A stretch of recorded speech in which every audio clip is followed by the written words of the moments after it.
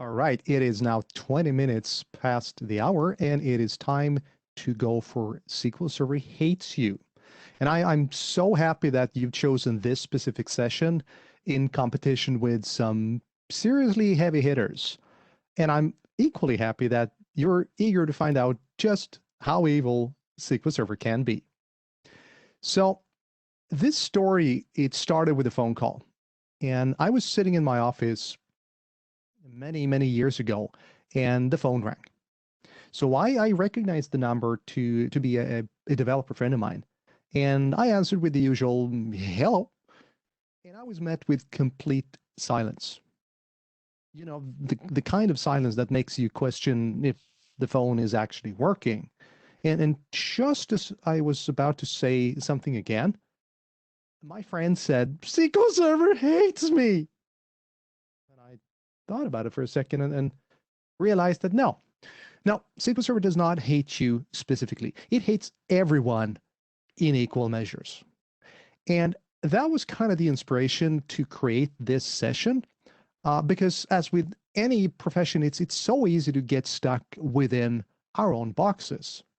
So we're going to cover, among other things, some weird default settings in SQL Server, and some unintended consequences with SQL, and how isolation levels can and will bite you in the posterior.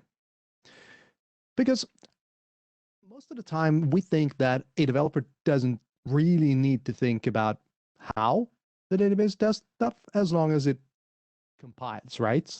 One of the classic opinions from developers. Well, it compiles, it must run, it's good stuff. Wrong. Knowing a bit more about how the database actually works and how it accepts and handles queries, that is what's going to bring you from a mere programmer to some kind of a developer demigod-ish.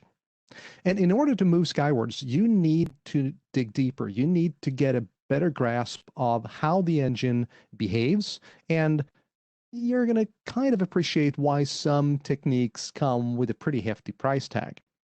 This hour is but a taste of all the weird stuff out there. You need to know more, you want to know more, and you will know more in an hour. Everything has consequences, especially with a database. My name is Alexander. I am from Linköping, Sweden.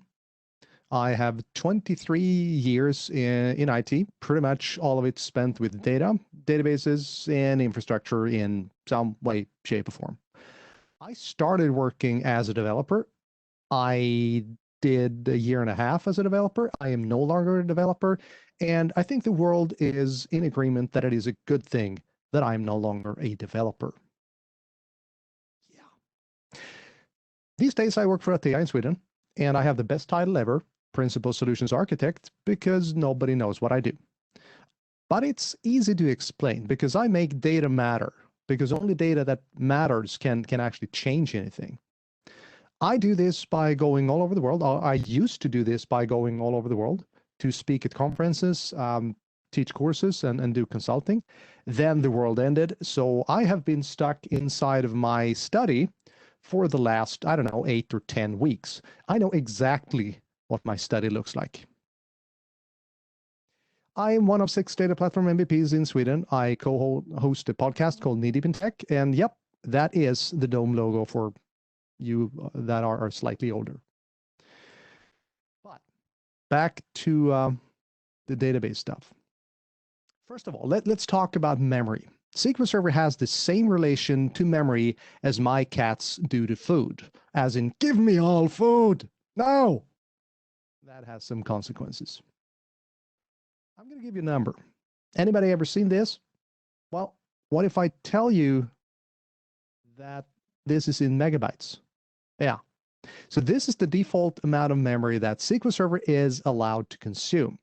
Now, I don't know about you or your systems, but very few of my clients has this amount of RAM. So this is indeed a bit of an issue, because it turns out that there are going to be more than one thing on a server these days. I mean, we most often talk about the SQL Server, but we also have stuff like the SQL Server analysis services, or SQL Server integration services, or SQL Server reporting services, or why don't we throw in some other software on the server as well? All of this software requires memory. And we haven't even talked about the fact that the operating system requires memory as well.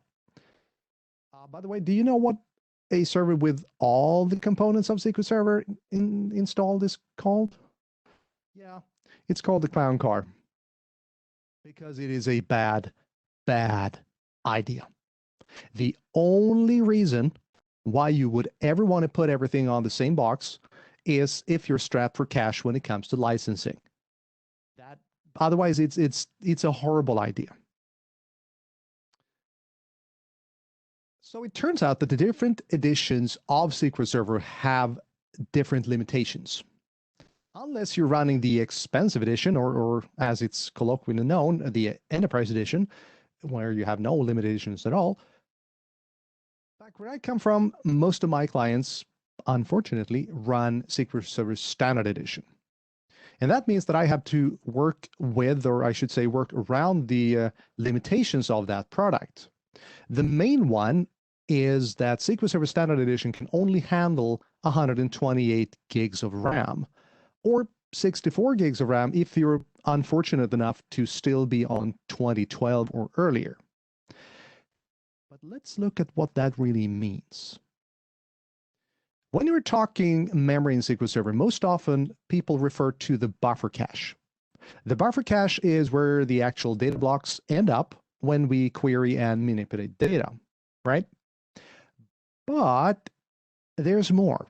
There's a lot of other stuff going on inside of SQL Server, and these are just a few of them. So we have the procedure cache, we have the log cache, we have the system level data structures, connection context, God only knows what. Again, this is just a small fraction of everything that's going on inside of SQL Server. And here's the fun, surprisingly little known fact, still to this day.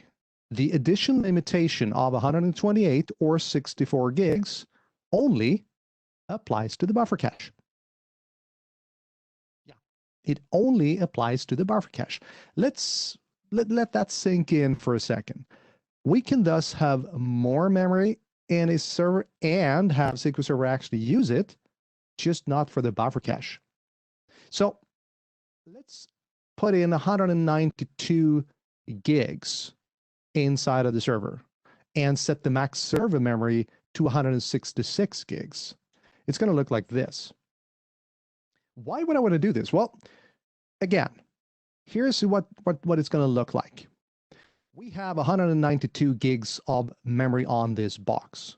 We need to leave some of the memory to the operating system and whatever stuff we have on the box that is not SQL Server per se. Because especially if you've been at this for a while and did some stuff with Windows Server 2003, and you inadvertently took away memory from the operating system, it behaved pretty badly because the server just fell over and died. Now, going from 2003 to 2008 and 2012 and so on and so forth, it's become better, but Windows does not look kindly on you taking away memory from it. It does not like that. So you need to leave some for the operating system. So back to max server memory. Max server memory is going to cover all of these things. It's not just going to cover the buffer cache. So in fact, by putting in more memory in the box and setting max memory higher than the addition memory limit, it's the only way to really, really, really use your entire memory allocation. I mean, if you actually paid for your server, why not use it to the max, right? So in short, do not put everything on the same box. I will find you if you do.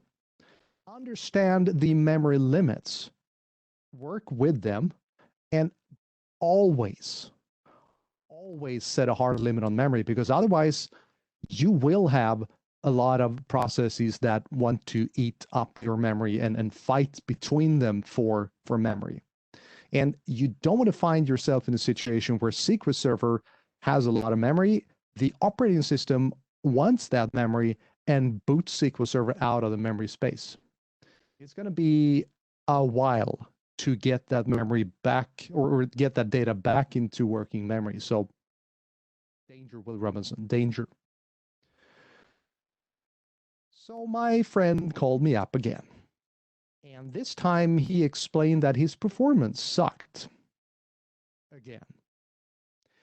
But he'd been on the internet and he had found the issue, and he also found the solution to the issue. And he just wanted to make sure that I knew just how easy it was to fix this weight called CX packet thingy.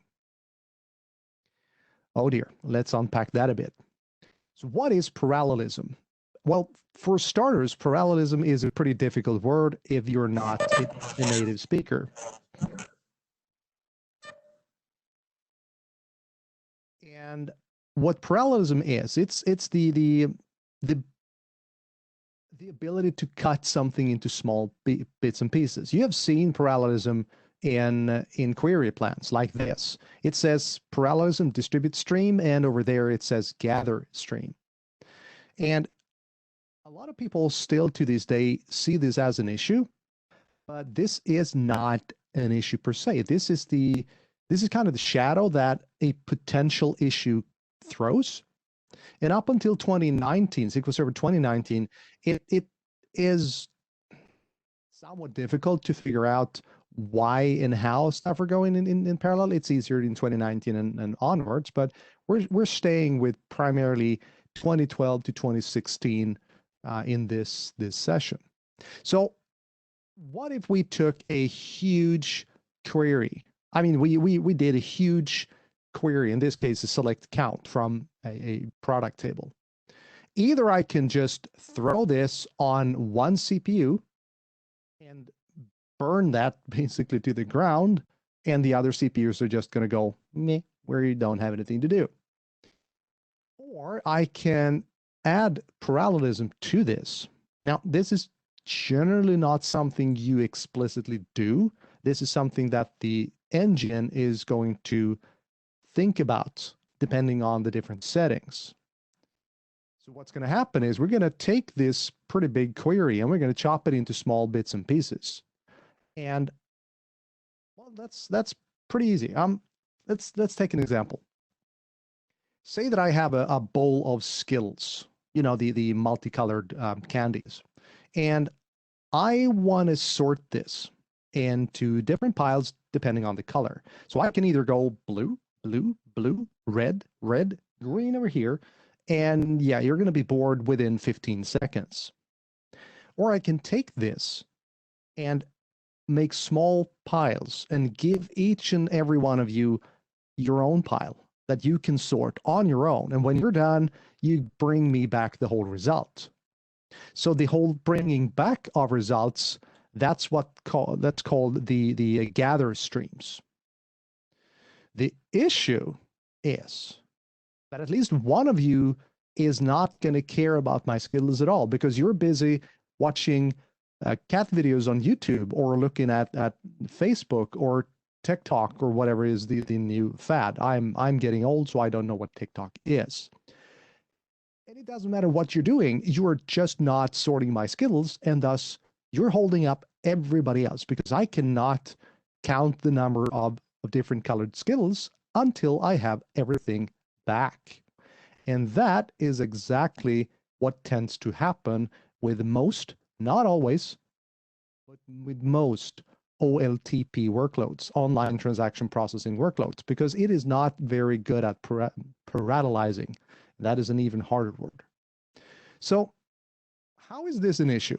Well, let me just say it's about to get worse, much worse. This is a computer. Yes, it is an old computer because this is a Dell Optiplex Pentium 2 266 megahertz. Oh yeah, megahertz, not gigahertz, megahertz, old school stuff. And this specific machine, and this picture is taken from a talk by Connor Cunningham at SQL Bits a couple of years back. This specific machine was the machine of Gene Amdahl. And Gene used to work for Microsoft, and he wrote a lot of the code for the optimizer cost estimation algorithm in SQL Server.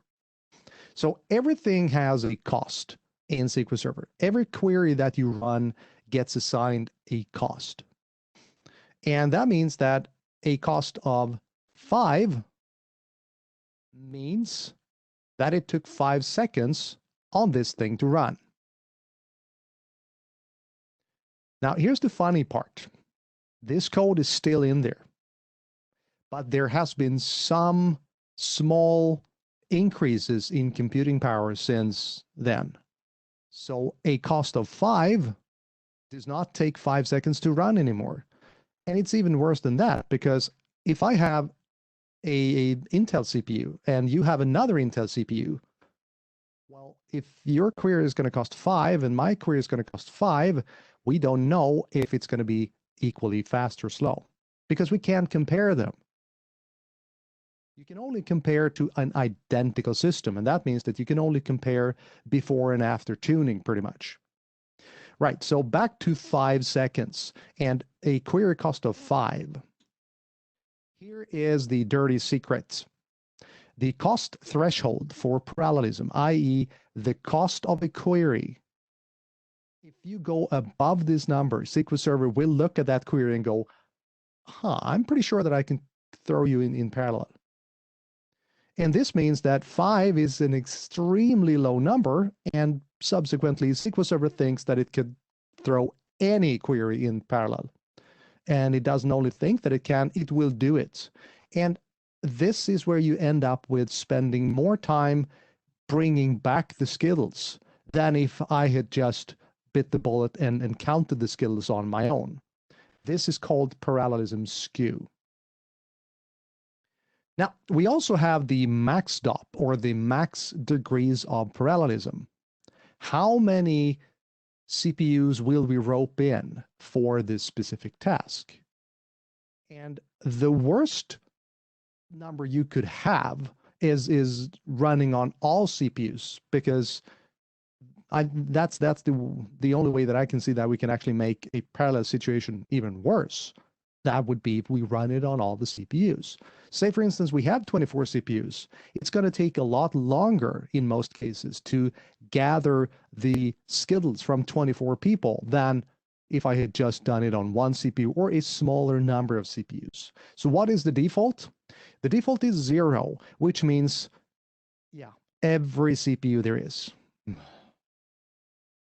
Sorry, but it is what it is. So we actually have pretty much a perfect storm when it comes to really, really bad default settings. Is this still the case for SQL Server 2017 and 2019? Well, 2017, yes. 2019 is actually going to go, I have an idea for you. When you install it, it's going to give you a ballpark figure. It's still not going to be ironclad, but it's going to be a better ballpark figure.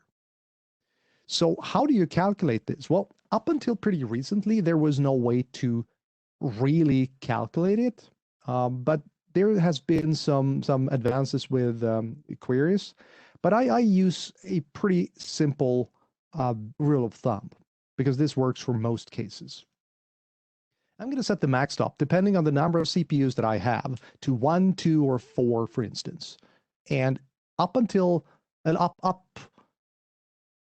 number of 8, I'm going to stay with the same.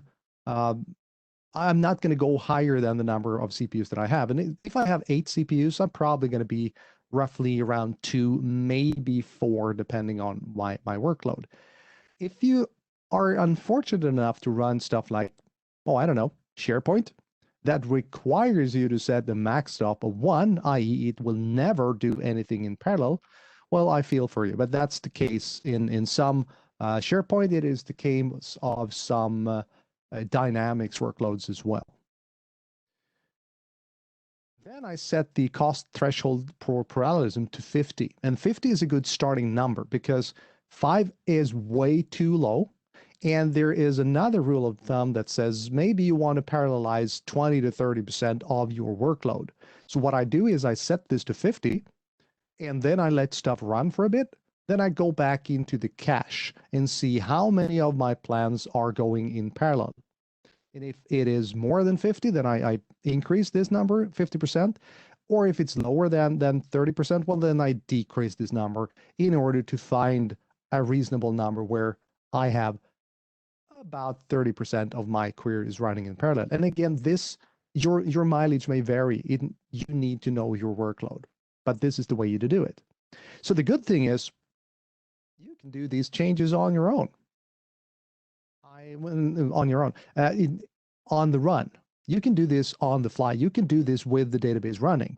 And you can also, from 2016 and upwards, set this per database, because otherwise you're going to be stuck in doing this on the server level.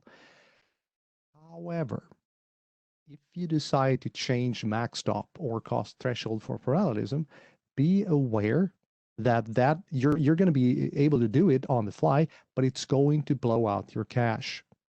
It is going to have the same effect as actually restarting SQL Server. Just be aware of it, because when you push the button, you might hear this scream from the users somewhere, and that is never a comfortable thing. That's why I have my door closed and pretty decent sound protection. So in summary for this part, understand your workload.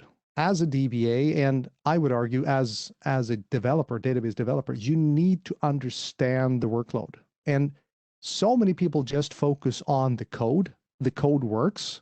Well, sure it works, but it sucks. So you need to understand, why is it doing what it's doing, and why do you want it to do what it's doing? So it's all about the intersection between the users, the business, and the actual code. You need to understand the consequences of everything before you do anything.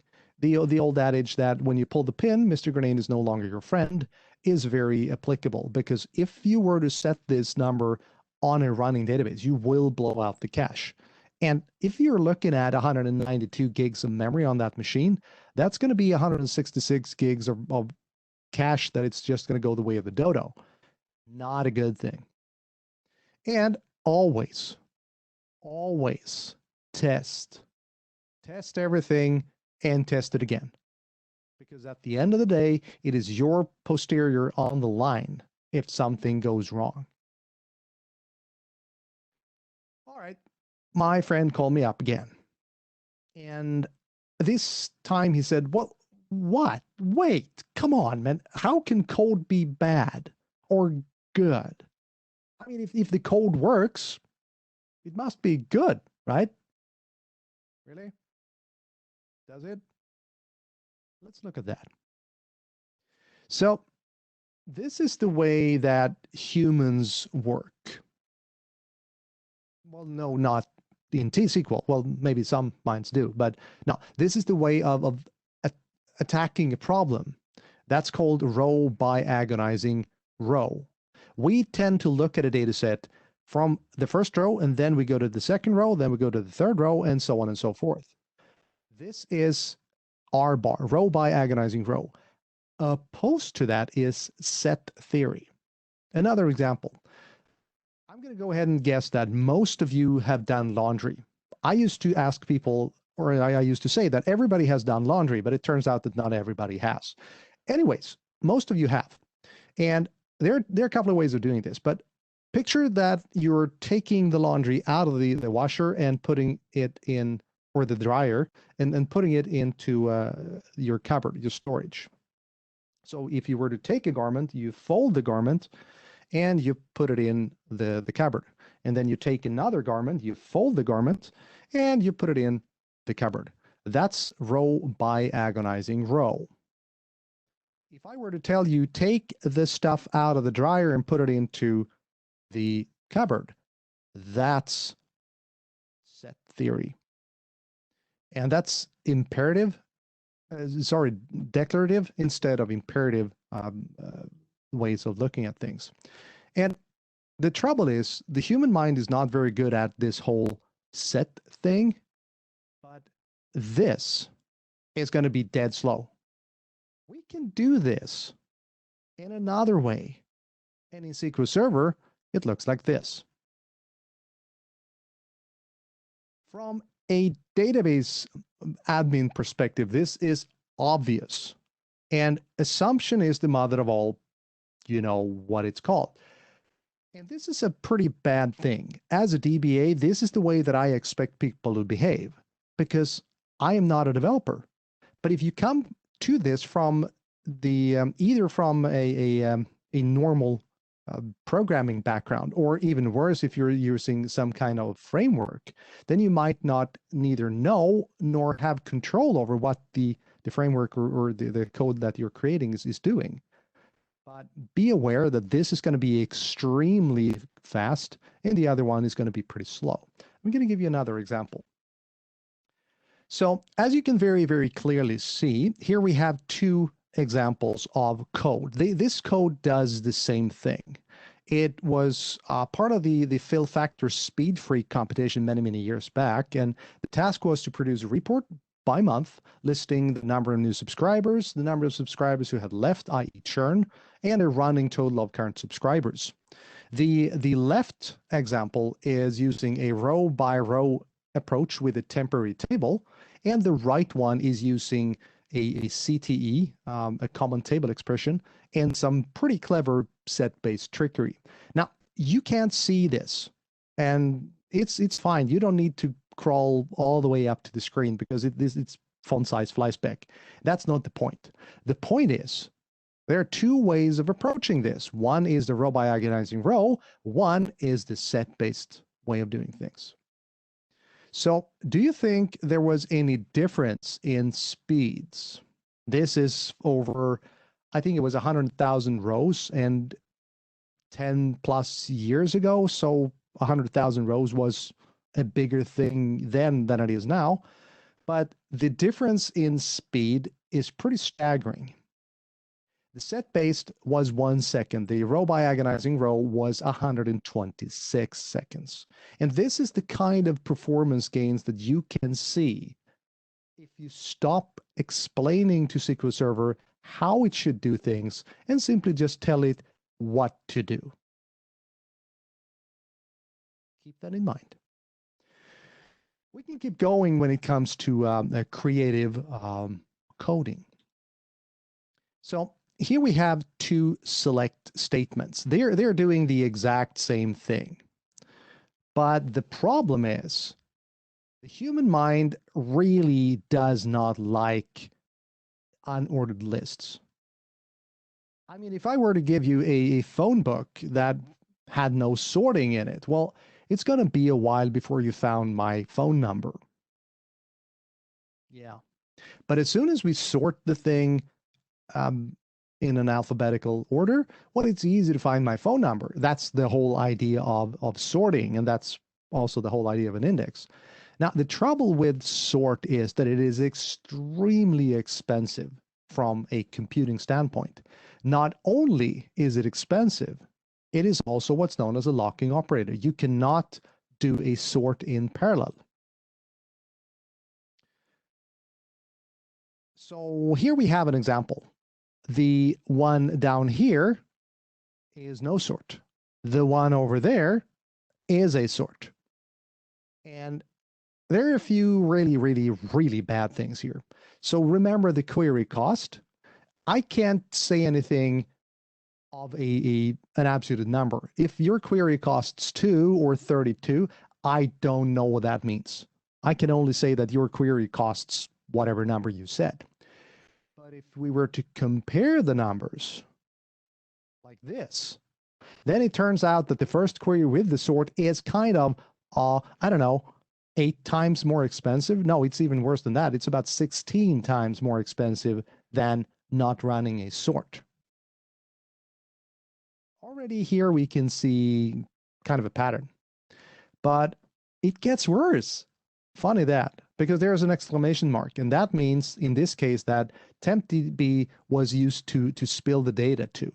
What does this mean? Well, up until SQL Server 2017, one of the first things that happen when SQL Server is looking at a query is that it estimates the amount of memory it'll need to fulfill the query.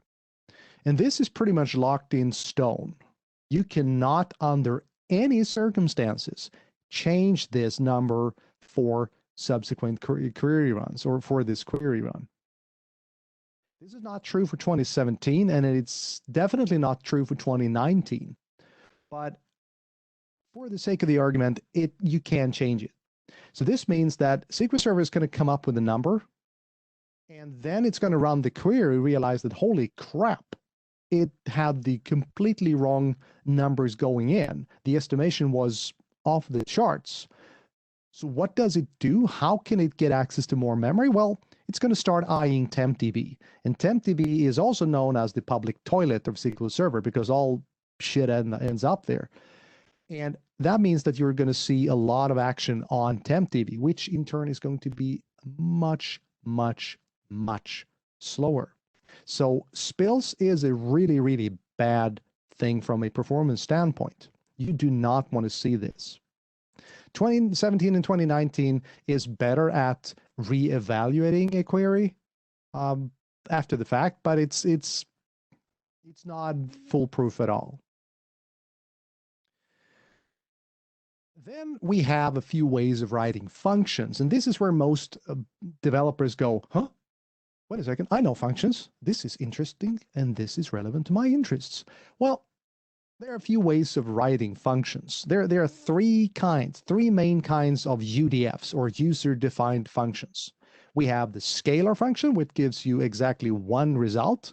You have a table-valued, or an inline table-valued function, which is going to give you an object that is a table, or you have a multi-statement table-valued function, or an MSTVF.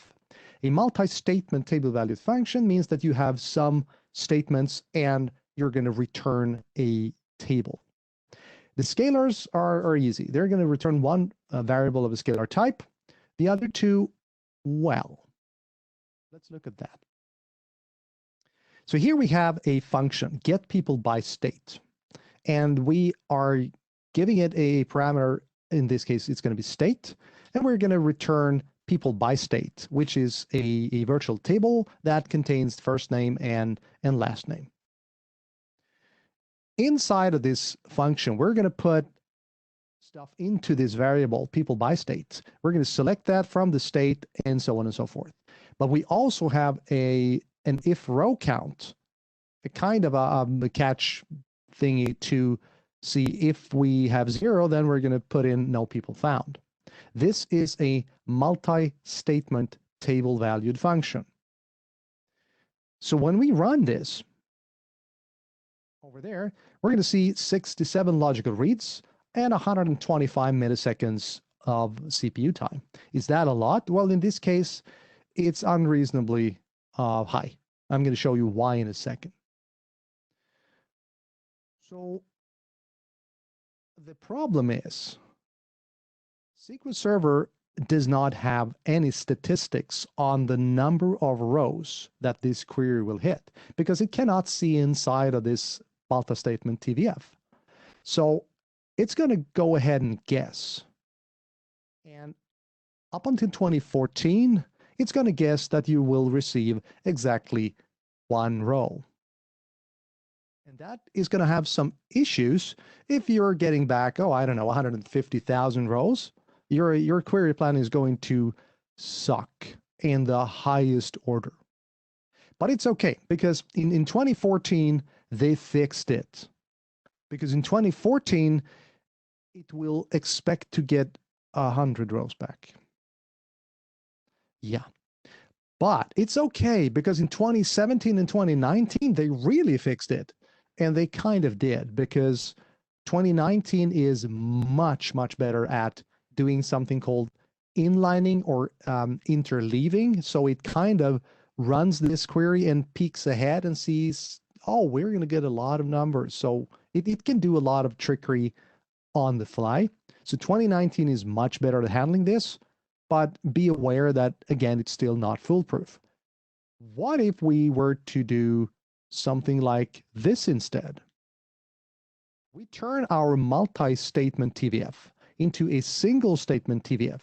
It returns the same thing. The only thing that we are not doing now is the whole if statement. So it becomes a single statement, and thus SQL Server can see inside of it and inline this, as it's called. And it basically rewrites this into a normal SQL statement that the engine can handle. And here we can use all the statistics that we ever needed.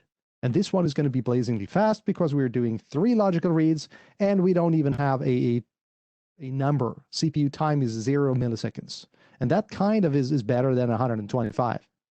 So these are the weirder things that you're going to hit as a developer, because functions are great. Everybody uses functions, but yes, they come with a bit of a cost if you don't know exactly how the engine works.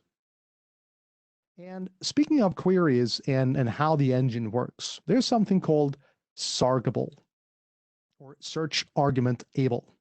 And sargable means that SQL Server can perform an index seek using your search predicates. And this was said by Brent Ozar, one of the really, really heavy hitters in the SQL Server community. Let's look at a few examples. If I were to do this, I'm going to select registration ID, date left, registrations, date left, and from registrations, where the year of date joined is 1953. So I'm looking at the year part of a date, and I'm throwing this query to SQL Server.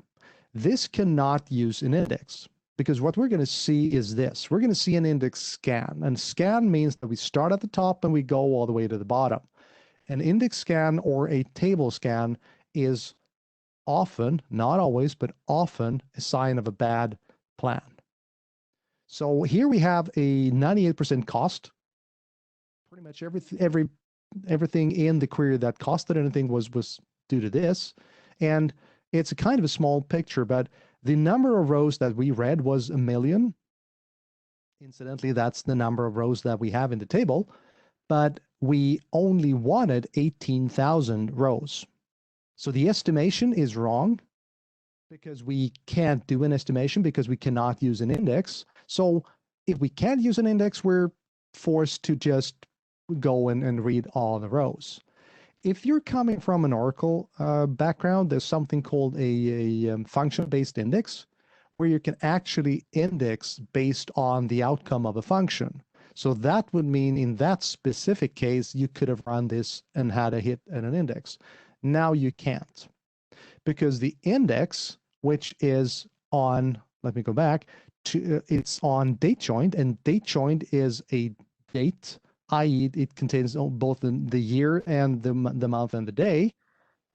The index is on that. It's not on only the year part. So that's why SQL Server cannot just use the year part and look that up. For a human, that's stupid.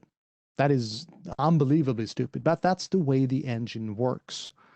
And there's a lot of interesting talks on the subject by, for instance, Joe Sack, who is one of I think he's one of the principal program managers for SQL Server engineering.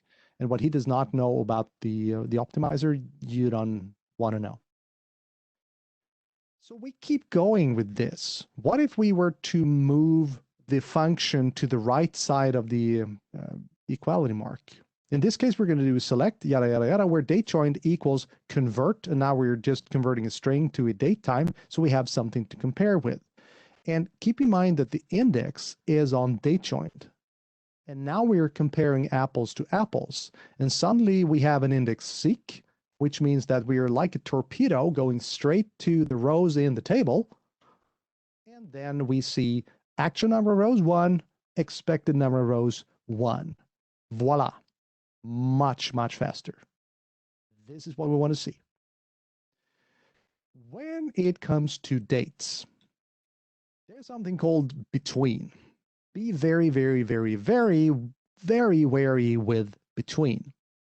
This is the right way to do a comparison between two dates. Why wouldn't I just use between? Well, between can be very inclusive. It can come back and haunt you with dates that you were not expecting it to have. This way, I know exactly what it's going to return. Between can be, or between is inclusive. So you might actually get more dates on the ends that you expected. And if there's one thing that SQL Server people hates, it's surprises. I want to have my database to be as boring as physically possible. I have another session that I do. It's called Boring is Stable, Stable is Good. And yeah, so do this instead of using between. We can keep going with this because this between, it's going to do an index seek. We are looking at 380,000 rows, which is still much better than 1,000,000 rows. So apparently we can do an index hit despite doing a between. That's kind of useful. And then we have the whole use the tools you're given. One of the big things back in the 90s when I started working with computers were that you should create your database code to be agnostic. It should be able to run on any database.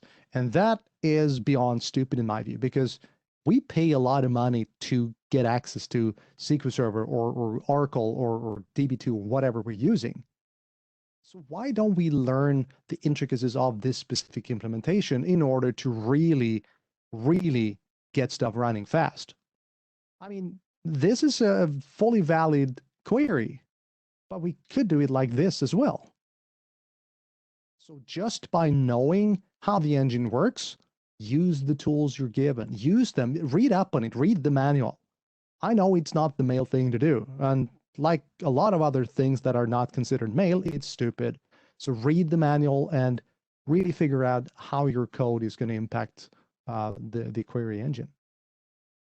So in summary for this part, dehumanize your code. There's no point in having your code acting like a human because it's probably going to be a lot slower. Learn the tool, i.e. read the manual, and always remember that nothing in life is free. Everything you do will have consequences when it comes to performance. My friend was on the phone again, and he was positively furious with SQL Server as it was mocking him even more than usual. He swore that he had a query that sometimes performed good and sometimes performed impossibly bad. And he was sure that he had found a bug in the database engine. He might have, but let's look at a more likely scenario first. Here we have two queries, and we're going to be looking at a number of rows from a table, and we're going to have different customer IDs because different customers have a different number of transactions. And if we just run these two queries, we're going to see that the top one was a lot of rows. So SQL Server opted to do a table scan, which in this case, or an index scan in this case, which is going to give us a better performance when it comes to a huge number of rows. But the second one, when we put in the lower number or the other number for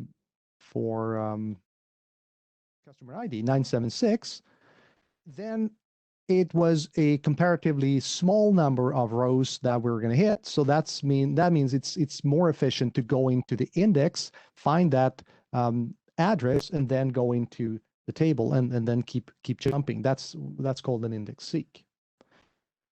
But if we were to parameterize this query, because that's going to give us two completely different query plans, and it's going to go into the cache. But if we were to parameterize this query and do it like this, so we're going to, instead of specifically stating or explicitly stating the number, we're going to do a variable.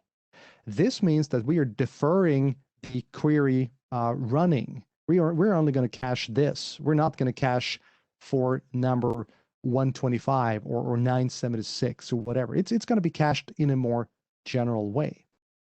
The issue here is that SQL Server does not know what numbers we're going to be throwing at it. So again, we kind of took away a lot of the information that the optimizer uses to figure out how to best attack a query.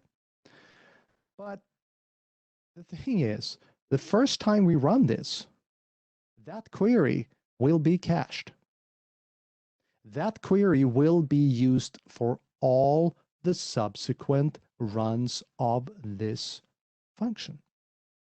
So that means that the first time we run this and we show it number 401, this is where parameter sniffing comes into play. It's going to sniff the parameter, go, okay, this is the query plan that I think is the best choice for this because we're going to give you back a lot of data. So we're going to lock this in as the best query plan.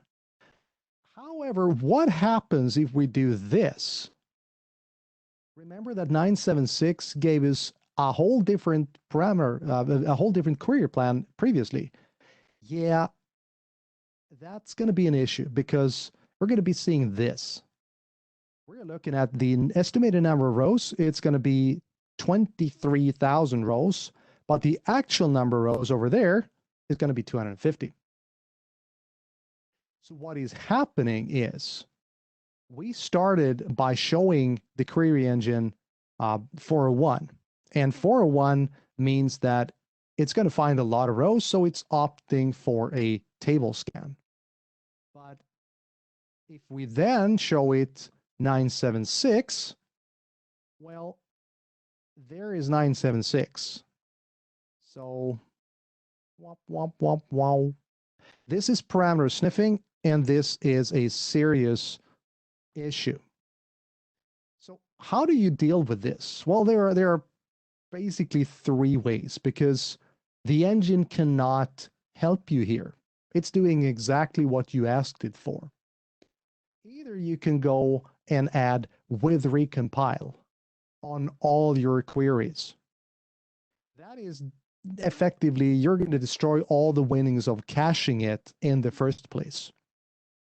So that kind of sucks. Or if you know your data, you might be able to use optimize for. And using optimize for means that you're telling the optimizer that you might be expecting to see these kinds of numbers. So it guides the optimizer somewhat. Or if you know exactly how your data works and you know exactly your use cases and you have a fairly static set of numbers, then you can do an if then else tree style thing and go for different places to do different query plans. That is a lot of work to keep up. And the upkeep is just phenomenal for that one. But it is the fastest way of doing things that I can think of. My friend, call me again. This is starting to become a bit of a pattern. And this time he had some serious issues with blocking. Because everything was blocking everything else, he said. And this time he wanted to check with me first before he implemented his newest, brightest idea that he had gotten from internet. And that was putting NOLOCK on everything. So there are two main locking strategies that you can implement in a database. It could either be a pessimistic or an optimistic locking scheme. SQL Server still defaults to a pessimistic locking strategy known as read committed, where readers block writers by default. So we have the read uncommitted, which means that, yeah, we're not going to be bothering with looking at if anything is committed before we read it. As soon as I read it, I'm going to read the number, but if it's not committed, I don't care. We're going to have the read committed, which is the normal isolation level that we are running on in SQL Server. We have the repeatable read and serializable. And as you keep going upwards in these, it's going to get slower and slower and slower because you can only do one thing at a time in serializable. So serializable is basically having this huge database engine, but you can only have one person in the store at any given time. And read uncommitted means that you can have a whole darn school bus in there, and they can do pretty much whatever they want, but you can't really trust what they're seeing. So we have the other way of doing things, the optimistic locking. This is where you have the read committed snapshot and snapshot. And this means instead that you are using Tempdb to cache a row as you keep going. This is generally a good idea, the read committed snapshot, because it's pretty much transparent to the user. The snapshot means that you need to change your code a bit. So what does this mean? I'm going to give you an example. My parents, they're old, and they decided that they wanted to go on a trip with their other friends. So they descended en masse on a what's it called? A travel agent. That's the word I'm looking for. A travel agent. I don't know if there's going to be any more travel agents still alive after the pandemic, but anyways, so they walked through the door, and like 20 people going, we want to go to Mallorca, or we want to go to Spain or whatever. And the travel agent, he went, oh yes, this is going to be awesome. And as they were starting to talk about which flight they want to do and how do they want to get there, he started to pre-book the seats for the flights, i.e. he was locking the seats for the flights. After roughly 20 minutes, they looked at each other and go, okay, no, I don't think we want to go to Spain. Maybe Italy is better. We're going to be thinking about this. We'll come back after lunch. And then they left. And the travel agent was stuck with a lot of pre-booked seats that he didn't need, so he released them. And that's what pessimistic locking is all about. If there were another set of people that wanted to go to Spain, well, they couldn't because there was no seats left on the plane. But now there is issue. So when they came back after lunch, he had learned from his mistakes. So he did not touch any of the stuff until they said, yes, okay, we want to go to Spain on these dates on this flight. That's when he went in to book the seats. Unfortunately, there were no seats, and that's optimistic locking. With one thing that you could do is use NOLOCK to increase performance. And NOLOCK means pretty much read uncommitted. So only use NOLOCK if you A, really know what you're doing, or B, really hate your data, because it's going to have some consequences. It might be fast, but it's like an American car. It goes very, very fast in a straight line, but do not try to turn because you're going to end up in a wall. And it's the same thing with NOLOCK. Be extremely careful with NOLOCK. You might end up with stuff like dirty reads. This is the thing that most people are aware of, because you can read data that has not been committed, and it could be rolled back sometime after you've read it, meaning you've read data that technically never existed. You might see missing rows, or you might see rows twice. Why not read multiple versions of the same row, which is a risk due to how the way an allocation scan works. Or if, well, a reader is kind of sucky, but if you were to put on NOLOCK on insert, updates, and deletes, don't ever do that, because you might end up with index corruption. And that is a bad thing. So keep in mind, read committed snapshot isolation, or RCSI, which is generally a better way of doing things, because you're not blocking in anywhere near the same way as you do in just a normal read committed. You will have schema locks, i.e. when you do a read, you cannot change the structure of the table. Kind of goes without saying, but people still get surprised. There will be row versioning in Tempdb. And what this means is that for every row you're reading, it will be a copy of it inside of Tempdb. So Tempdb will be pulling double duty, if you will, to be a bit of a cache. So this is the way that you can actually manipulate data and read the old data at the same time. This means that you will be putting a lot of more pressure on Tempdb. And given the choice of a hard drive, if you have just one SSD drive or solid state drive, and you can put whatever you want on it from SQL Server, most people are going to go, yeah, I want to put indexes on that. Never do that. always make sure that Tempdb has the fastest storage that you can find. If you have an NVMe drive or a PCI Express or whatever, make sure that Tempdb is on the fastest drive possible. That's going to give you the best performance. And if you're interested in learning more about these things, I can highly, or I cannot recommend this blog high enough. Kendra Little works out of Redgate in the UK these days.